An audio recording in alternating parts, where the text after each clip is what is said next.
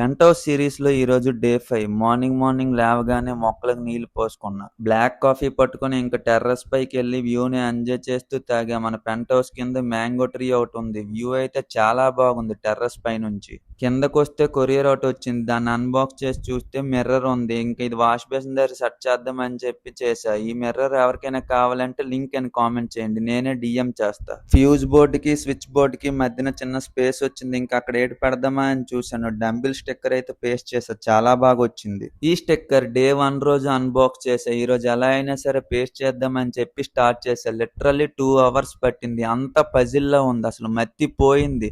2 hours hard work చేసినందుకు result అయితే మాత్రం మామూలుగా రాలేదు. ఫైనల్‌గా స్టిక్కర్స్ అన్నీ ఒకసారి షూట్ చేద్దామని చెప్పి చేశా. చాలా బాగొచ్చాయి స్టిక్కర్స్. ఇంకా ఉన్నాయి. రేపైతే కంప్లీట్ చేసేస్తా.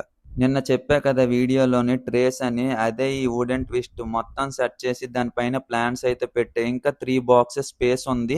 ఏం పెడితే బాగుంటుందో కామెంట్ చేయండి. ఈవినింగ్ బుక్ స్టోర్‌కి వెళ్ళి భగవద్గీత బుక్ ఒకటి తీసుకున్నా. ఈ రోజు నుంచి నైట్ పడుకునేటప్పుడు ఒక పేజ్ చదవదాం అనుకుంటున్నా. మనలో చేంజ్ ఓవర్ రావాలంటే ఈ బుక్ ఖచ్చితంగా చదవాల్సిందే. కొత్తగా వచ్చిన వాళ్ళు మన అకౌంట్‌ని అయితే ఫాలో చేసుకోండి. ఈ రోజుకైతే ఇంతే. ఉంటా. బాయ్.